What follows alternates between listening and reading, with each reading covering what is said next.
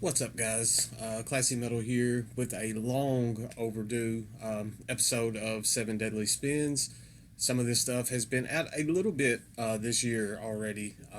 I have definitely not kept up with the series the way that I would like to. Looking to rectify that a little bit and show you guys some stuff that definitely deserves a little spotlight shined in its direction. The first band that I'm going to share with you today, I guess the first release, is the newest offering from Woman is the Earth. This one is entitled Dust Up Forever. Woman is the Earth is a trio of musicians hailing out of South Dakota. You don't really think of black metal coming out. I personally don't think of black metal coming out of South Dakota, but that's where these guys hail from. They've been churning out pretty steadily since 2009. I think this is actually the longest that they've gone between releases. This was, I think, about a 4 year wait before Dust of Forever was released. For me, this is probably their most mature and uh, expansive release that they've done to date. I did not even know that this one was coming out. I was kind of surprised when I saw that I just happened to log on to Bandcamp one day and it was on the new arrivals tab. It came out, I think, back in August through Init Records. So when I saw this, it was like an immediate excitement on my part, just seeing that they had finally released some new material. I checked it out, and it is probably their most mature and for me, probably my favorite release that they put out to date. They are black metal, atmospheric black metal, kind of entwined with this post-black sound. They are able to create some soundscapes that even some black gaze bands would just cherish to be able to come up with. The main thing that stands out with me for this particular release is just the word depth. I mean, depth, depth, depth. There are so many layers to the soundscapes on this release that every time that I come back and listen to it, I hear something that I kind of missed on the listen before. Something impresses me that wasn't impressed on me on a previous listen because I was focused on something else. Most people that have listened to this track, I mean, listened to this album or done reviews for this album or just kind of gave their 2 cents of what they thought about this album, all kind of lean to the very first track, Emerald Ash, as being their favorite track. I do enjoy Emerald Ash, but there are two very strong standout tracks for me personally on this release. Through a Beating Heart, which is track number 3, and then Spiritual Rot, which is track number 5. Those are a couple of the more atmospheric sounding offerings that this full length offers up, but they are my um, favorite two tracks on that particular release. And as I was saying, that release as a whole is probably the best thing that I've ever heard from Woman Is the Earth. When something comes out that you aren't expecting to come out from a band that you already like, and you listen to it, and it goes way past any expectations that you had going in. That's something that doesn't happen that often, and is a very nice surprise. And I was very thankful that came out and just kind of hit in the time frame that it did. So that was a marvelous release there from Woman Is the Earth. Next up, we have an EP that came out back in February. I told you guys that I'm behind on these videos, and this is just kind of proof positive of that. This band is from my home state here in Tennessee. They are from out of Nashville. This was released through Artisan Era Records, and Artisan Era has put out a lot of releases from bands that are located in that kind of Nashville area. This is Demon King with the Final Tyranny. This is the debut EP from Demon King. They are a blackened technical death metal band, and they have members from ex-members of Enfold Darkness, Inferi, and the drummer Jack Blackburn, I think is his name, is the drummer for Chaos Moon, and he was also at one point, I believe, in Vital Remains. At least did some work with Vital Remains. So that kind of lends a bit more into kind of that blackened area. I think his experience and expertise on the drums definitely helps out and leaning towards that blackened realm. This is only about 17 minutes long, but it is just a relentless assault on your eardrums for 17 minutes. It is technical, but it's not overly technical. Sometimes technical death metal can kind of get wanky and almost unlistenable. This is far from that. The fact that they were able to find that balance between the technical death metal and blackened death metal. There are maybe a few hints of melodic death metal sprinkled in, but it's not prevalent enough to really throw in the description for this band. I was blown away by this, and I'm not just saying that because they are from here in Tennessee. It is a band that I'm definitely excited to hear more from.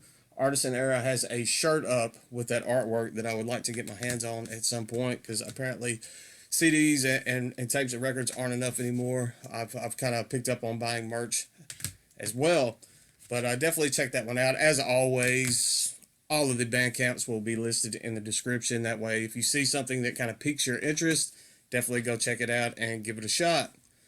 Next up is another EP. I've been hooked on this EP for the last 2 weeks or so since I found it. I purchased it from the band on Bandcamp, and they got it to me pretty quick. And I've been listening to the stream on Bandcamp while I've been working. It's only 4 tracks long, but it comes in at about 30 minutes. This was released from the band themselves. This is Forebode with The Pit of Suffering. Forebode is this blackened sludge, just blackened southern sludge out of Austin, Texas. And this was actually my introduction to Forebode. I went on and ordered this, which came out, let's see, I got some little cheat notes, last month. They had another EP that came out, I think, last year. I went ahead and picked that one up as well. It's pretty good, but this one just absolutely floored me and blew me away. If you were to have 4 different people listen to this EP in its entirety, there's a very good chance when someone picked out their favorite passage or track from this EP, each one would tell you a different track, because each track has its own identity. Each track sounds a little bit different than the previous, but they're all equally, almost as equally good, for lack of a better term. The title track on this, The Pit of Suffering, is my personal favorite. It kind of leans more to a more classical doom style. The sludginess is definitely there. That blackened sludginess is definitely there. Metal Slug, the very first track on this, that is a more traditional sludge. It's also a very solid track. And then there's 2 tracks on here that definitely lean more into that blackened territory. You got Devil's Due and Bane of Hammers. If you're looking for like a blackened sludge fix, then definitely those 2 tracks are for you.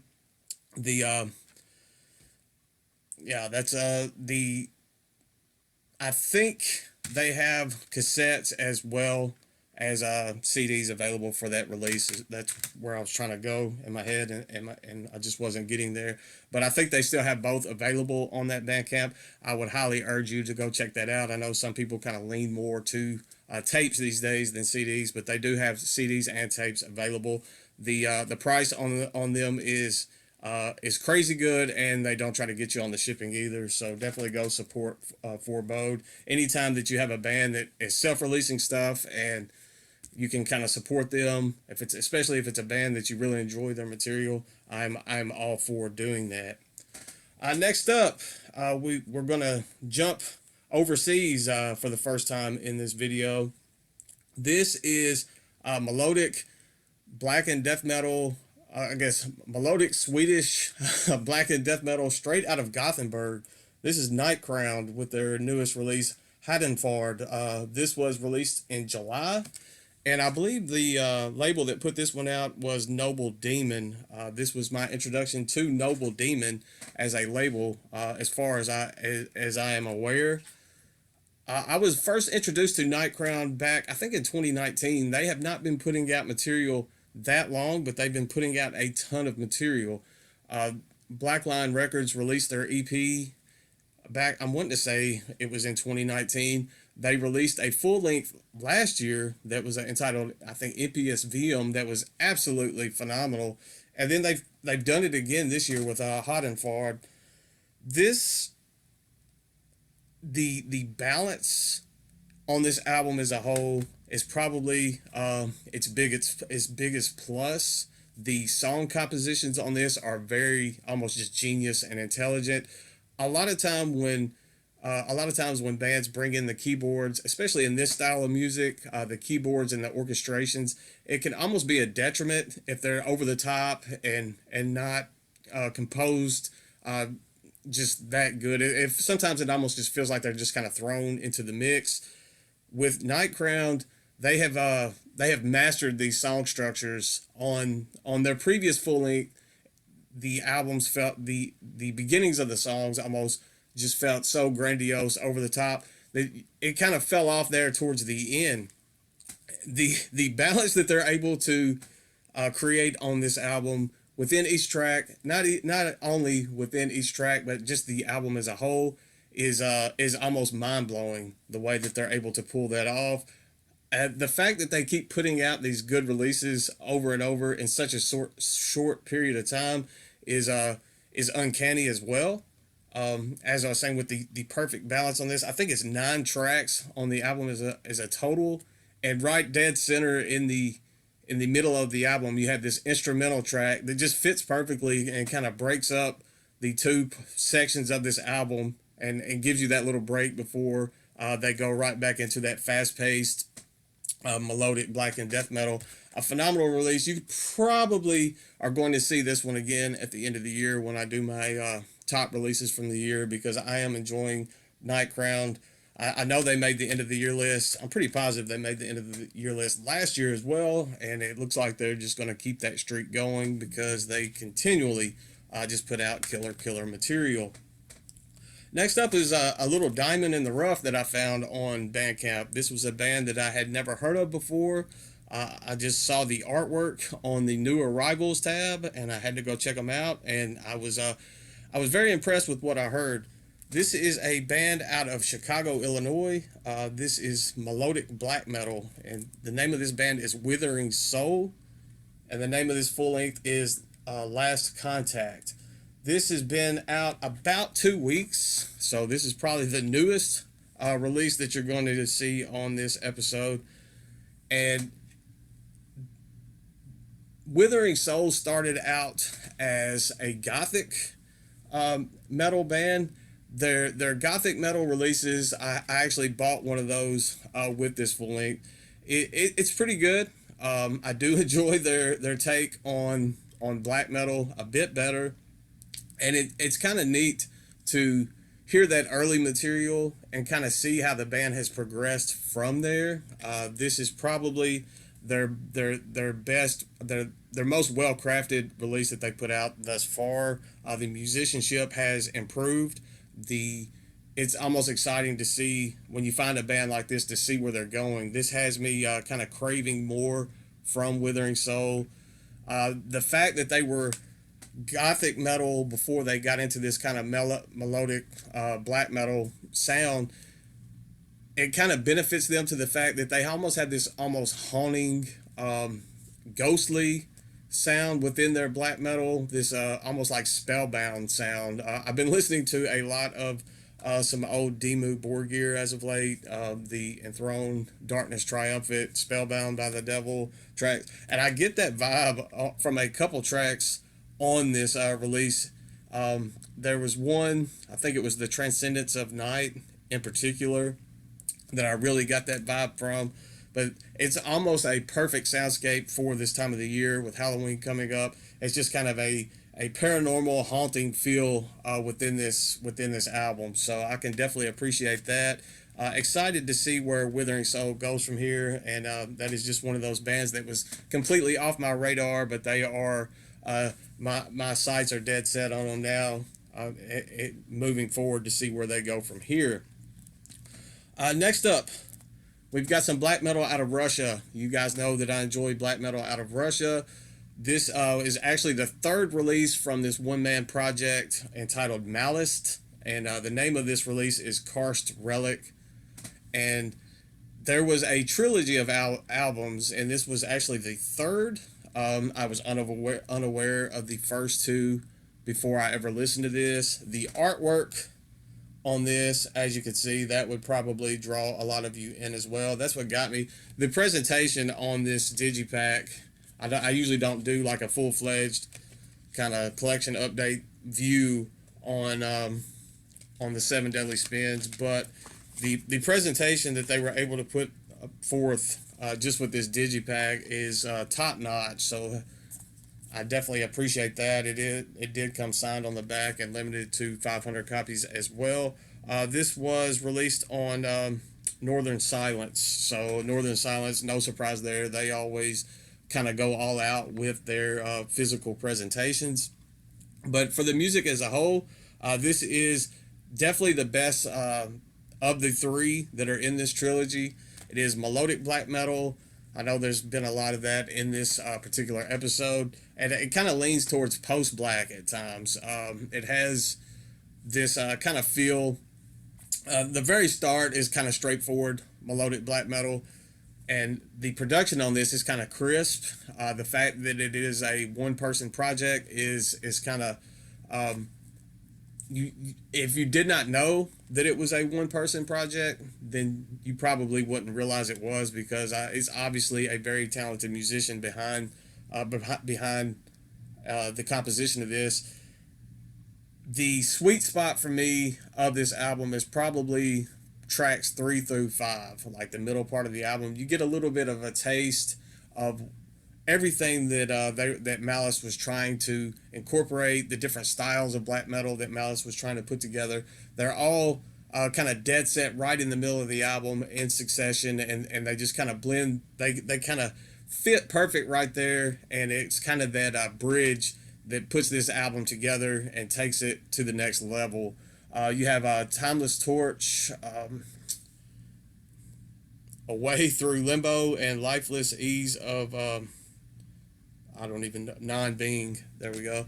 You get this atmospheric vibe on the first one. Then you have almost not quite acoustic, but almost like an acoustic passage in with one of those tracks. Some clean vocals kind of come in that fit perfectly within, and then you have that post-black feel that comes in as well. And it's able to encompass and incorporate all three of those styles just perfectly and moving forward. I don't know if this is kind of the swan song for this project, being that it was a trilogy project. I hope not.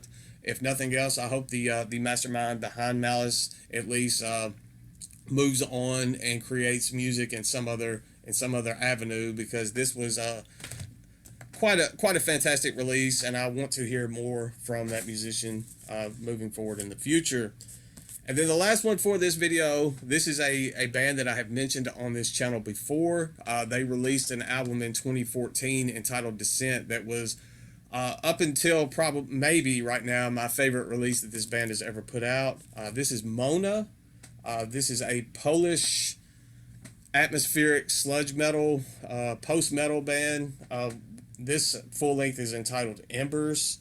I think this is their third full length. I think they had 3 full lengths and an EP that came out I think last year, a year before, entitled Torches. Each album kind of gives you a kind of vibe and kind of atmosphere that the band is trying to tackle.